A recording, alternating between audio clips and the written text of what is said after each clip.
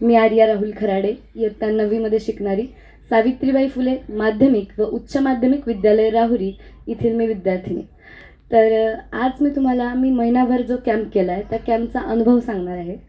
तर कॅम्पचं नावच आहे स्मार्ट स्टडी कॅम्प. सगळ्यात या कॅम्पचा जो मुख्य उद्देश होता तो होता स्मार्ट स्टडी करणं. तर स्मार्ट स्टडी म्हणजे आता सगळ्यात आधी मी तुम्हाला फरक सांगते की माझ्यामध्ये काय बदल झाले, आधी मी कसा अभ्यास करायचे आणि आता मी कसा अभ्यास करते.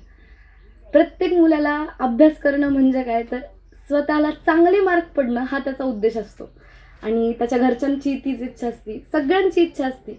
प्रत्येकाचा पहिला प्रश्न हा असतो, तुला किती टक्के पडले, तुला मार्क्स किती पडले. तर म्हणजे मला समजले किती यापेक्षा मला मार्क्स किती पडलेत हे जास्त इम्पॉर्टंट आहे असं सगळ्यांना वाटतं आणि हे मलाही आत्तापर्यंत वाटत आलं होतं. पण या कॅम्पला आल्यापासून अभ्यासाची डेफिनेशनच माझी बदलली आहे. अभ्यास करणं म्हणजे कोणत्याही गोष्टीची घोकमपट्टी करणं नाही, फक्त ती गोष्ट पेपरच्या आदल्या दिवशी वाचणं नाही, तर ती गोष्ट, ती कन्सेप्ट आपल्याला समजून घेणं म्हणजे अभ्यास. तर ही अभ्यास म्हणजे काय हे आपण या कॅम्पमधनं शिकलो. तर आता सुरुवातीला काय व्हायचं, पेपर जवळ आले की फक्त पटापट धडे वाचायचे, मग प्रश्न उत्तरं पाठ करायचे. शिक्षकांनी जर काही महत्त्वाचे प्रश्न दिले असतील तर ते पाठ करायचे. पण इथं आल्यापासून समजले अभ्यास म्हणजे ही गोष्ट नाही.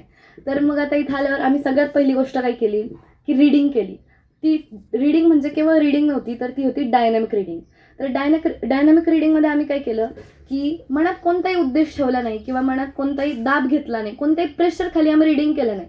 जसं की आत्ताच गिरीदादा सगळ्यात आधी जो आला होता त्यांनी आपल्याला सगळ्यांना सांगितलंच की आम्ही कोणताही प्रेशर मनामध्ये ठेवला नाही की मी जे वाचतोय ते 100% मला समजलं पाहिजे किंवा जे मी वाचलंय ते मला कळायलाच हवं.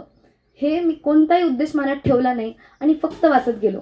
म्हणजे वर्षभराचं जे पुस्तक आम्ही परीक्षेच्या काळात किंवा वर्षभरातून क्वचित एखाद्या किंवा 2 वेळा वाचत होतो, ते इथं आल्यापासून आम्ही जवळजवळ 6 ते 7 वेळा वाचलंय. तर वाचलं तर मग मनात तर कोणताही उद्देश नव्हता. पण मग नंतर आम्ही जेव्हा प्रश्न उत्तरं पाहिल्यावर लक्षात आलं की अरे, आपण मनात कोणताही उद्देश ठेवला नव्हता, पण तरीसुद्धा आपण जे वाचलंय त्यातला बराचसा भाग आपल्या अजूनही लक्षात आहे. मग त्यानंतर आम्ही पुढच्या स्टेप्सकडे आलो, ती म्हणजे होतं पॉईंट स्ट्रक्चर. तर पॉईंट स्ट्रक्चरमध्ये काय होतं, आता सपोज एखादा पॅरेग्राफ आहे, तर 7-8 ओळींचा पॅरेग्राफ आहे, तर तो पॅरेग्राफ कमीत कमी शब्दात 3 ते 4 शब्दात लिहायचा की ते शब्द पाहिल्यावर आपल्याला त्या पॅरेग्राफमध्ये काय आहे हे लक्षात यायला हवं. अशा प्रकारे आम्ही 10-9 पानांचा धडा अगदी 2-3 पानात पॉईंट स्ट्रक्चर काढलं. म्हणजे ते 2-3 पानं वाचले की आमच्या लक्षात आलं की ह्या धड्यात काय आहे या गोष्टीचा आम्हाला अंदाज आला. तर त्यानंतरची पुढची स्टेप होती ती म्हणजे माइंड मॅपिंग. आता माइंड मॅपिंग हा आमचा सगळ्यात आवडता पार्ट होता, कारण त्यात आम्हाला आमची क्रिएटिव्हिटी यूज करायची होती. सगळ्यांनाच कलरिंग, ड्रॉइंग, स्केचिंग हे खूप आवडतं आणि इथं आमच्या त्या कलेचा यूज झाला. तर आम्ही सगळ्यात आधी माइंड मॅपिंग करताना एक धडा घेतला. तर त्या धड्याचं आता सपोज मायक्रोब्सचा धडा आहे, तर सगळ्यात आधी मी मायक्रोब्स हे चित्र डोळ्यापुढं ठेवलं आणि ते त्या पेजवर काढलं. मग त्याच्याशी निगडित आहे, सपोज आता युजफुल मायक्रोब्स, हार्मफुल मायक्रोब्स, असे त्याच्याशी जे पॉईंट्स काढत गेलो, पॉईंट्स, सब पॉईंट्स असे अनेक पॉईंट्स आम्ही काढले. म्हणजे काय झालं, पॉईंट स्ट्रक्चरमध्ये आम्ही 2 ते 3 पानात जो धडा कव्हर केला होता तो आता आम्ही एकाच पानात कव्हर केला होता. तर अशा अनेक स्टेप्स आम्ही शिकलो. तर मला माहिती आहे गिरीदादांनी सगळ्या ॲक्टिव्हिटीज सांगितल्या, आपण काय काय केला, पण तुमच्या मनात काय होतं की अभ्यास केला आहे की नाही केला आहे. तर ह्याचं उत्तर आहे, आम्ही अभ्यास केला आहे आणि आम्हाला तो समजला आहे देखील. तर त्यानंतर आता आम्ही ॲक्टिव्हिटीज सांगते.